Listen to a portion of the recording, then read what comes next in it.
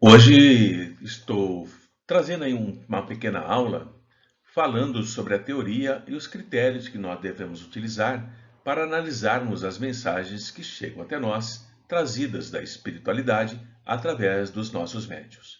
Eu espero que essa pequena orientação possa ajudá-los onde quer que estejam, trabalhando em casas espíritas, em centros espíritas ou mesmo nas reuniões eh, que possam ser diferentes das que nós estamos acostumados, mas esses critérios eh, servem para qualquer local e para qualquer momento em que estamos entrando em contato com a espiritualidade.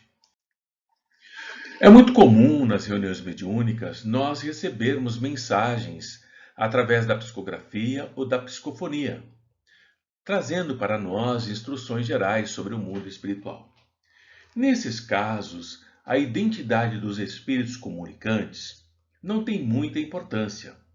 O que importa é identificarmos se o ensino que eles estão trazendo, se as instruções ou orientações que eles estão trazendo são bons ou não. E o nome do espírito pouca importância tem diante desse quesito. O que precisamos atentar é se o espírito que traz a mensagem é bom ou mau, e, se possível, conseguir colocá-lo no grau da escala espírita em que ele possa se enquadrar. Essa conduta é que nos dará a medida da confiança que nós devemos dedicar ao espírito manifestante, independente do nome com o qual ele está se apresentando para nós. Os espíritos, em princípio, se nós formos observar atentamente, são desconhecidos e nós devemos analisar a sua linguagem, o seu estilo, as ideias que eles apresentam, se são instruídos, se são ignorantes, se eles são educados ou não, se eles são superficiais ou profundos, se eles são orgulhosos, se eles são frívolos, se eles são sérios ou levianos. Portanto, são inúmeros os aspectos que devem ser analisados diante de uma comunicação espiritual através da escrita, a psicografia, ou através da fala, a psicofonia. É necessário procurar conhecer o caráter do espírito, como nós procuraríamos conhecer o caráter de um homem ou de uma pessoa em nossa sociedade. Portanto, como regra invariável, nós podemos afirmar que a linguagem dos espíritos ela estará sempre em relação com o grau de elevação a que ele já chegou. Os espíritos realmente superiores não só dizem coisas boas, como também as dizem de uma forma isenta, de um modo absoluto e livre de qualquer trivialidade. Por melhor que seja a mensagem, se a mesma tiver uma única expressão, uma única palavra, denotando baixeza, isso já é um sinal inequívoco de inferioridade do espírito que está se comunicando. Se o conjunto da mensagem estiver cheio de grosseria, de palavras inconvenientes, mais forte é a razão para nós questionarmos a índole daquele espírito, para que nós possamos olhar com maior cuidado para ele. A linguagem, no entanto, sempre vai revelar a procedência do espírito, quer pelos pensamentos que ele exprime, quer pela forma como ele se comporta, quer pela forma como ele escreve ou fala. Se o espírito deseja nos iludir com uma superioridade que ele acredita ter, bastará que nós conversemos com ele por algum tempo para conseguir identificar quem realmente ele é. Portanto, é importante dar tempo ao espírito para que ele possa se comunicar várias vezes, não ser rejeitado logo de cara, para também auxiliá-lo e, ao mesmo tempo, aprender com ele. Espíritos elevados têm como atributos essenciais a bondade, a afabilidade, não manifestam sentimentos de ódio nem aos encarnados e nem a outros espíritos. Eles lamentam as nossas fraquezas, eles criticam os nossos erros, mas sempre com uma moderação, sem fel, sem animosidade, sem agressividade. Espíritos verdadeiros, espíritos verdadeiramente bons querem o nosso bem e nos dizem coisas boas que nos elevam, que nos fortalecem. Tudo o que o Espírito falar na sua linguagem e refletir falta de bondade, de benignidade, já podemos ter certeza que não é um bom espírito. Existem espíritos com grande inteligência. O cuidado que nós temos que ter é não aceitar a inteligência que ele manifesta como um sinal de superioridade. Inteligência e moral nem sempre andam juntas.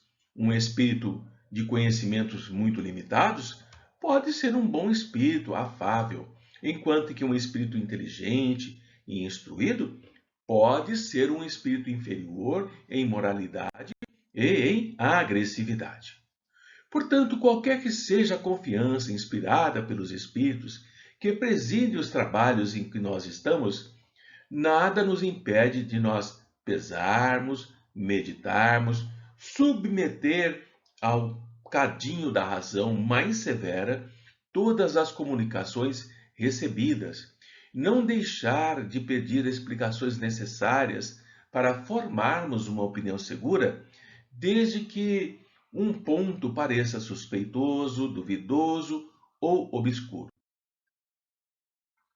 Os espíritos superiores jamais se vangloriam, nem se orgulham do seu saber ou da posição que ocupam entre os outros.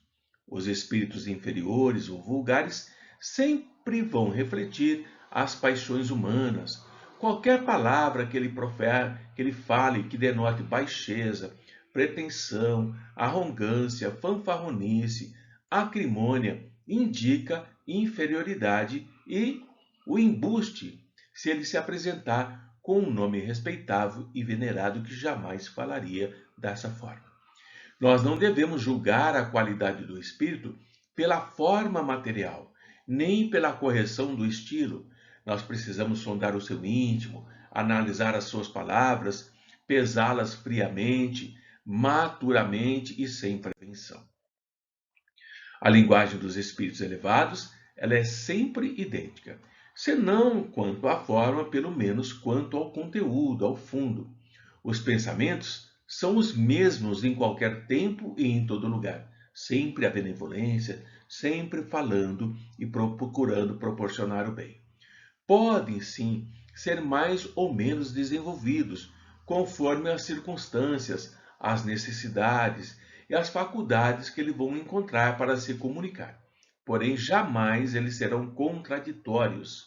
Se duas comunicações firmadas pelo mesmo espírito são contraditórias, uma das duas é evidentemente falsa, e a verdadeira será aquela que não desmente o caráter daquele personagem, daquele espírito. Por exemplo, duas comunicações assinadas com o nome de Joana de Ângeles, uma das quais propendendo para a união, para a caridade, para a fraternidade, e a outra pregando a discórdia, é muito fácil identificar quem é a verdadeira Joana de Ângeles. Os bons espíritos só dizem o que sabem. Quando eles não sabem, eles calam e confessam a sua ignorância sobre aquilo. Os maus espíritos falam de tudo, com destemor, não se preocupam com a verdade. Portanto, toda heresia científica, notória, todo princípio que choque o bom senso, que aponte para uma fraude, desde que o espírito que se apresenta diz que é esclarecido, diz que é elevado, já dá para saber que ele está assim mistificando, tentando nos enganar. Os espíritos levianos predizem o futuro com muita facilidade. Falam de fatos materiais que muitas vezes não era para termos conhecimentos. Os bons espíritos fazem que as coisas futuras sejam pressentidas por nós quando esse pressentimento é conveniente a nós. Eles nunca vão determinar datas precisas. A previsão de qualquer acontecimento para uma determinada época, um determinado local, é indício claro de mistificação. Os espíritos superiores têm um estilo conciso, sem exclusão da poesia, das ideias, das expressões, são claros, eles se expressam de uma forma inteligível para todos, eles não exigem esforço para serem compreendidos. Eles têm a arte de dizer muitas coisas em poucas palavras, porque cada palavra é empregada com exatidão. Mas os espíritos inferiores, ou falsos sábios, ocultam-se sob o empolamento, sobre a ênfase, sobre o vazio de suas ideias. Eles usam de uma linguagem pretensiosa, ridícula ou obscura, à força de quererem parecer profundos e muito capazes. Os bons espíritos nunca ordenam, eles não se impõem, eles aconselham. Se nós não escutamos, eles se afastam. Mas os maus espíritos são imperiosos, eles dão ordens, eles querem ser obedecidos e não se afastam, haja o que houver. Todo espírito que impõe trai a sua inferioridade.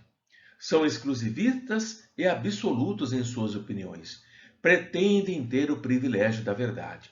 Exigem crença cega e jamais apelam para a razão, por saberem que a razão os desmascararia.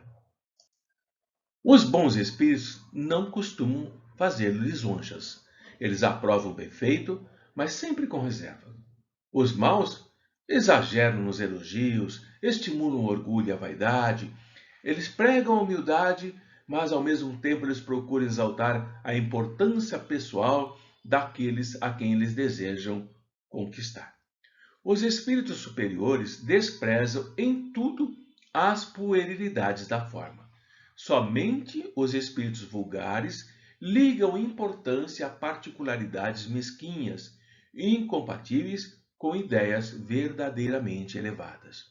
Toda prescrição meticulosa, muito detalhada, é sinal certo de inferioridade e de fraude da parte daquele espírito que, embora esteja tomando um nome imponente, nada mais é do que um mistificador, um pseudo-sábio, alguém que queira nos